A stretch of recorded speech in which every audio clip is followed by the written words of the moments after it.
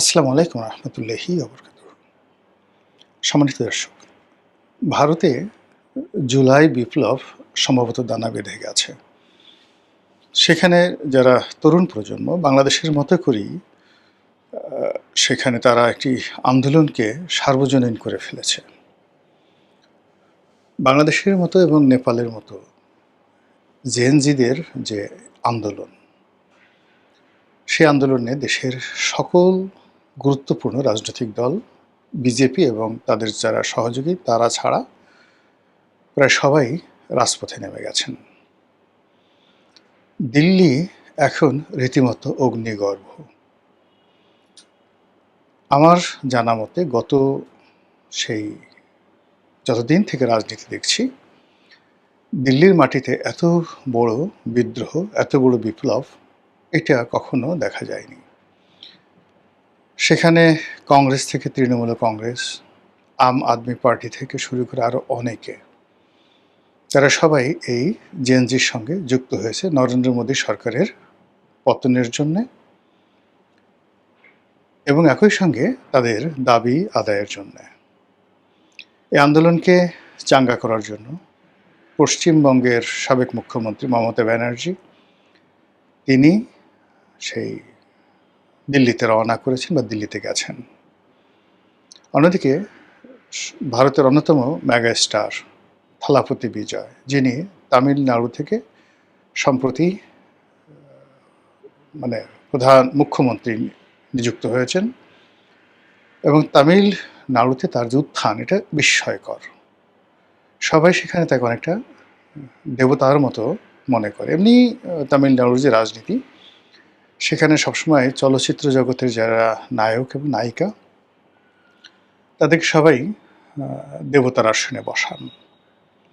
যেমন একেবারে রামচন্দ্রন যিনি ছিলেন, সবাই তাকে আসলে রাম হিসেবেই সম্মান জানাতেন, ভক্তি করতেন, শ্রদ্ধা জানাতেন এবং যতদিন তিনি ছিলেন ততদিন জনগণ তাকে দেবতা রাম হিসেবে নির্বাচিত করেছে। এবং রামের পরে সীতা রূপে বা রামের স্ত্রী রূপে, রামের প্রেমিকা রূপে জয়ললিতাকে তারা যেভাবে তাদের টোটাল তামিলনাড়ু রাজ্যের মা হিসেবে তারা সম্মান করেছেন, একেবারে মৃত্যু পর্যন্ত এটি ভারতের অন্য কোনো প্রদেশে কল্পনাই করা যায় না। তো রামচন্দ্রন এবং জয়ললিতা, তাদের পরে ঠিক সেই জায়গাটাতে এখন থালাপতি বিজয় মুখ্যমন্ত্রী হিসেবে নির্বাচিত হয়েছেন এবং তিনি নির্বাচিত হওয়ার পরে সেখানে যে ব্যাপক সার্বজনীন রাজনীতি শুরু করেছেন, মুসলমানদের অধিকার প্রতিষ্ঠা, অন্যান্য সংখ্যালঘুদের অধিকার প্রতিষ্ঠা করা, গরু জবাই করতে দেয়া এবং হিন্দুদের বাড়াবাড়ি বন্ধ করার ব্যাপারে সে যে কঠোর ব্যবস্থা তিনি গ্রহণ করেছেন, এই জন্য পুরো ভারতবর্ষে তার একটা ইমেজ গড়ে উঠেছে। আর এমনি চলচ্চিত্রে তার অভিনয়ের কারণে থালাপতি বিজয়, আমি তো আগেই বলেছি, মেগা স্টার। দক্ষিণ ভারত বা এই তামিলনাড়ু থেকে বহু সংখ্যক মেগা স্টার কিন্তু চলে আসছে। আমরা যেমন সেই জয়ললিতাকে জানি, রামচন্দ্রকে জানি, থালাপতি বিজয়কে জানি, তো ওদের এখান থেকে কিন্তু উঠে আসছেন রশ্মিকা মান্দানা, এখান থেকে উঠে আসছেন শ্রীদেবী, আর এখান থেকেই উঠে এসছেন কমল হাসান, এখান থেকে উঠছেন যে এই মুহূর্তে সে সেই নামটা রজনীকান্ত, ভারতের অন্যতম প্রধান মেগাস্টার রজনীকান্ত। তো কাজেই ভারতের রাজনীতিতে তামিলনাড়ু অত্যন্ত গুরুত্বপূর্ণ একটি বিষয় এবং গুরুত্বপূর্ণ ফ্যাক্টর। অন্যদিকে মুম্বাই বা মহারাষ্ট্র, সেখানে উগ্র ধর্মীয়বাদ বা হিন্দু মহাসভা বা সেখানে বাল ঠাকরের যে পরিবারের যে আধিপত্য, সেই আধিপত্য এখন আর বিজেপির সাথে একীভূত নয়। এমনকি গুজরাট, যে গুজরাটে নরেন্দ্র মোদীর একছত্র আধিপত্য ছিল, সেই গুজরাটও এখন নরেন্দ্র মোদীর হাতছাড়া হওয়ার মতো অবস্থা। সেখানে এই বিজেপির অত্যাচারে, অবিচারে বলতে গেলে অনেকে টু শব্দ করতে পারছে না। গোপালগঞ্জের মানুষ বা বগুড়ার মানুষ যদি বিএনপির বিরুদ্ধে বা গোপালগঞ্জের মানুষ যদি আওয়ামী লীগের বিরুদ্ধে বিক্ষুব্ধ হয়ে ওঠে, হয়তো অনেক কিছু করতে পারবে না, কিন্তু এটা অনেক সর্বনাশ ঘটে। তা এরকম গুজরাটও একই অবস্থা হয়েছে। তাহলে দক্ষিণ ভারতের মহারাষ্ট্র, যেখানে মুম্বাই তো ফিল্ম ইন্ডাস্ট্রি, সেই মহারাষ্ট্র, তারপরে এই যে তামিলনাড়ুর কথা বললাম, তামিলনাড়ু এবং গুজরাট, এই এলাকাগুলোতে মানে বিজেপির একটা, যাকে বলা হয়, বিরাট একটা হোল্ড ছিল। সেই হোল্ডটা এখন আর নেই। অন্যদিকে দিল্লি এবং উত্তর ভারত, দিল্লি, তার পাশে আপনি যদি ধরেন ইউপি, উত্তরপ্রদেশ, তারপরে ধরুন মধ্যপ্রদেশ, এরপরে মধ্যপ্রদেশের পরে আপনি কাছাকাছি, দিল্লির কাছাকাছি হরিয়ানাতে যান, তারপরে আপনি চলে আসেন মাদ্রাজে, এরপরে কলকাতাতে, আর কলকাতার বাইরে অন্য সেভেন সিস্টার। এই জায়গাগুলোতে আপনি গিয়ে দেখেন যে মুসলমানদের উপরে যে বিজেপির অত্যাচার, এ কারণে অন্যান্য যারা ধর্মীয় সংখ্যালঘু রয়েছেন তারাও মুসলমানদের পক্ষে দাঁড়িয়ে বিজেপির বিরুদ্ধে দাঁড়িয়ে গেছে। কিন্তু এদের ক্ষমতাটা, বাংলাদেশে আওয়ামী লীগের ক্ষমতাটা যেভাবে অপ্রতিরোধ্য হয়ে পড়েছিল 2022, 23, 24 সনে, বিজেপির ক্ষমতাটা ঠিক ওই পর্যায়ে চলে আসছে। এবং সর্বশেষ মমতা ব্যানার্জিকে হারানোর জন্য মার্কিন ডিপ স্টেট এবং নরেন্দ্র মোদী যে পলিসি তারা গ্রহণ করেছে, এটি পশ্চিমবঙ্গের শত বছরের যে রাজনীতি, এবং পশ্চিমবঙ্গের রাজনীতি মিন্স ওয়ার্ল্ড ক্লাস রাজনীতি, সেই রাজনীতিটাকে সম্পূর্ণ ধ্বংস করে দিয়ে এখন সেখানে যাকে মুখ্যমন্ত্রী বানিয়েছে, এরকম মুখ্যমন্ত্রী মানে পশ্চিমবঙ্গ কখনো কল্পনা করেনি। তো এরই মধ্যে যেটা হলো যে বাংলাদেশে যেভাবে কোটা বিরোধী আন্দোলন, সেই কোটা বিরোধী আন্দোলনের মতো সেখানেও ককরোচ পার্টি তার আন্দোলন শুরু করেছে। বাংলাদেশের কোটা বিরোধী আন্দোলনের যারা নেতৃবৃন্দ ছিলেন তাদেরকে যেভাবে রাজাকারের নাতি এবং পুতি বলে গালিগালাজ করা হচ্ছিল, সেইভাবে এদেরকে তেলাপোকার সঙ্গে তুলনা করা হয়েছে। এই জন্য তারা নিজেদেরকে রাগ করে নাম দিয়েছে ককরোচ পার্টি। সেই ককরোচ পার্টির নেতৃত্বে আন্দোলন চলছে, এবং সেই আন্দোলনে সর্বভারতীয় যত নরেন্দ্র মোদী বিরোধী রাজনীতির স্টার রয়েছেন, সুপারস্টার রয়েছেন, বলিউডের যে সকল সুপারস্টার রয়েছেন, সে সকল দক্ষিণ ভারতের সুপারস্টার, বলিউডের সুপারস্টার, কলকাতার সুপারস্টার, সবাই দলে দলে এখানে যোগদান করেছেন। সেখানে দেখলাম নাসিরুদ্দিন শাহ, শাবানা আজমির মতো কিংবদন্তির যারা হলিউড মানে বলিউড স্টার, তারা এই ককরোচ পার্টির তরুণদের সাথে সামিল হয়েছেন। একেবারে বাংলাদেশে যা কিছু ঘটেছে হুবহু তার ডুপ্লিকেট, নেপালে যা কিছু ঘটেছে তার ডুপ্লিকেট সেখানে ঘটেছে। এখন নরেন্দ্র মোদী কি দেশে থাকতে পারবেন? না, সদল বলে তিনি পালিয়ে যাবেন। এগুলো পরের প্রশ্ন। কিন্তু এখন যে ঘটনাটা বলতে যাচ্ছি, খুব সংক্ষেপে দুটো বিষয় বলি। ফার্স্ট থিং হলো যে এই নরেন্দ্র মোদীর যে সময়টি, এই সময়টি আপনি চিন্তা করুন যে ভারতীয় রাজনীতিতে সাধারণত 10 বছর পরে একটা শনির দশা এসে যায়।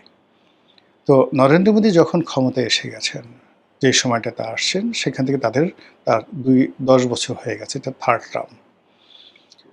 এবং এখন থেকে তার যে শনির দশা তাকে ঘেরাও করেছে, এটা থেকে রক্ষা পাওয়া খুব কঠিন। 2 নম্বর হলো তার অহমিকাবোধ, তার উগ্র ধর্মীয় নীতি, এবং সব জায়গাতে হিন্দুয়ানা প্রতিষ্ঠা করা যে প্রচেষ্টা, এই কারণে he has created a huge enmity around the world, সারা দুনিয়াতে। বুসার অফ গুজরাটের যে কসাই, সেই কসাইটিকে তিনি এখন সমস্ত ভারতবর্ষে সেটা পৌঁছে দিয়েছেন। এবং তার সেই যে ক্ষমতার দম্ভ, এটি যে কোন পর্যায়ে, এটা এখন টের পাওয়া যাচ্ছে। আর এখানে আমেরিকার সঙ্গে তার যে সম্পর্কটি, সেই সম্পর্কটি বিশেষ করে ট্রাম্প প্রশাসনের সঙ্গে দাকুমার সম্পর্ক, এবং এখানে মার্কিন ডিপ স্টেট মারাত্মক বিনিয়োগ করে চলেছে। এবং একই সঙ্গে যাকে বলা হয়, যদিও মোসাদ এবং নেতানিয়াহু এখনও তার পক্ষে আছেন, কিন্তু ভারতের রাজনীতিতে মোসাদ কৌশলগত একটা যাকে বলা হয় ফ্যাক্টর, কিন্তু সর্বভারতীয় রাজনীতিতে নেতানিয়াহু যেখানে নিজেই বিপদে আছেন, সেখানে নরেন্দ্র মোদীকে এই মুহূর্তে তিনি কোনো লজিস্টিক সাপোর্ট দিতে পারবেন না। এবং ইরানে আমেরিকা এবং মোসাদের মধ্যে যে যুদ্ধ চলছে, এখন বলা হয়ে থাকে যে ইসরায়েলি ইরানকে খেপিয়ে দিয়েছে আমেরিকার বিরুদ্ধে যুদ্ধ করার জন্য। তো এরকম একটা যাকে বলা জটিল রাজনীতির মধ্যে ভারতে মিস্টার নরেন্দ্র মোদী আমেরিকার চক্ষুশূল হয়ে পড়েছেন। আরও স্পষ্টভাবে যদি বলি, তাহলে মিস্টার ডোনাল্ড ট্রাম্প নরেন্দ্র মোদীর আচার এবং আচরণকে ব্যক্তিগত অপমানের পর্যায়ে নিয়ে গেছেন। ফলে তিনি তাকে গদিচ্যুত করার জন্য সর্বশক্তি নিয়োগ করবেন, এটা স্বাভাবিক। এবং তারই যাকে বলা হয় ধারাবাহিকতায় সার্জিও গোর, নরেন্দ্র মোদীর রাষ্ট্রে দিল্লিতে জনাব ট্রাম্প যাকে রাষ্ট্রদূত হিসেবে নিয়োগ দিয়েছেন, সার্জিও গোর, তিনি পুরো মার্কিন রাজনীতিতে ডোনাল্ড ট্রাম্পের একমাত্র বন্ধু। এই মানুষটির অত বন্ধু নাই, তার অনেক মেয়ে বন্ধু আছে, কিন্তু ছেলে বন্ধু এই সার্জিও গোর। তো তাকে ভারতের যখন রাষ্ট্রদূত করা হয়েছে, এবং তিনি এখন এই বাংলাদেশ নিয়ে, ভারত নিয়ে, শেখ হাসিনা নিয়ে, কংগ্রেস নিয়ে যেভাবে তিনি খেলছেন ওখানে, বাংলাদেশে ঠিক একইভাবে ডোনাল্ড লু এবং পিটার হাস খেলেছিলেন, বাংলাদেশে এবং পাকিস্তানে খেলেছিলেন। ঠিক সেম কাজটি এখন সার্জিও গোর করছেন বাংলাদেশের ক্ষেত্রে। টিল নাও ইনি বাংলাদেশে আসতেছেন। তো কাজী নরেন্দ্র মোদীর ভাগ্যে যে কি ঘটে সেটা বলা যাচ্ছে না। দ্বিতীয়ত হলো যে নরেন্দ্র মোদীর ধরুন যদি পতন হয়, তাহলে শেখ হাসিনার কি হবে? শেখ হাসিনাকে কি বাংলাদেশ হস্তান্তর করবে বাংলাদেশে? ফার্স্ট থিং হলো যে ভারতে কিন্তু বাংলাদেশের মতো হবে না, বাংলাদেশের মতো হবে না। এখানে যদি নরেন্দ্র মোদী সরকার পতন হয় বা নরেন্দ্র মোদীর পতন হয়, পার্লামেন্ট থেকে যাবে। সেখানে হয়তো দেখা গেল যে প্রধানমন্ত্রী পরিবর্তন হবে, মন্ত্রী পরিষদ পরিবর্তন হবে, কিন্তু পার্লামেন্ট থেকে বিজেপি যেহেতু সংখ্যাগরিষ্ঠতা লাভ করেছে, কাজেই তাদের ভিতর থেকে অন্য কেউ প্রধানমন্ত্রী হবেন। এটা হলো প্রথম সমীকরণ। দ্বিতীয়ত হলো রাজনৈতিক দলগুলো যদি চাপ দেয়, তাহলে হয়তো বিজেপি যদি বলে, অর্থাৎ নরেন্দ্র মোদীর পরে যিনি প্রধানমন্ত্রী আসবেন, তিনি ইচ্ছা করলে একটা মধ্যবর্তী নির্বাচনে যেতে পারেন। তো ঘটনা যাই হোক না কেন, সেক্ষেত্রে কংগ্রেস গুরুত্বপূর্ণ ফ্যাক্টর হিসেবে আসবে, রাহুল গান্ধী, সোনিয়া গান্ধী ভারতীয় রাজনীতিতে। এবং আপনারা জানেন যে আওয়ামী লীগের সঙ্গে, নেহেরু পরিবারের সঙ্গে একটা ঐতিহাসিক সম্পর্ক রয়েছে। বর্তমান প্রিয়াঙ্কা গান্ধী, তারপর সোনিয়া গান্ধী, রাহুল গান্ধী, এদের সঙ্গে শেখ হাসিনা এবং এই শেখ পরিবারের যে ব্যক্তিগত সম্পর্ক, এটি নরেন্দ্র মোদীর সঙ্গে এই সম্পর্কটা কল্পনাই করা যায় না। নরেন্দ্র মোদীর সাথে সম্পর্কটা হলো ফর্মাল, রাষ্ট্রনৈতিক, স্বার্থ সংশ্লিষ্ট। কিন্তু গান্ধী পরিবারের সঙ্গে শেখ হাসিনার সম্পর্ক হলো আত্মিক। কাজে এখানে যে রাজনৈতিক পট পরিবর্তন হবে, সেই পট পরিবর্তনে সঙ্গত কারণে এখানে ক্ষমতায় আসবে যাকে বলা হয়, ক্ষমতায় আসবে সেখানে কংগ্রেস, বা কংগ্রেসের সাথে অন্য যে রাজনৈতিক জোটগুলো রয়েছে, মোর্চায় রয়েছে তারা, এবং তাদের সঙ্গে শেখ হাসিনার সম্পর্ক বর্তমান বিজেপির চাইতে আরও বেশি। ২ নম্বর হলো কংগ্রেসের সাথে বাংলাদেশের যে সম্পর্ক লিবারেল, বিজেপির মতো না, সেটা আলো লিবারেল। এবং সেক্ষেত্রে বর্তমান বিএনপির থেকে শুরু করে আরও অনেকের সাথে ভারতের যে সম্পর্ক কংগ্রেসের মাধ্যমে, এটি আরও সহজতর হবে। একেবারে থার্ড অপশন হলো যে ভারতে কোনো অবস্থাতেই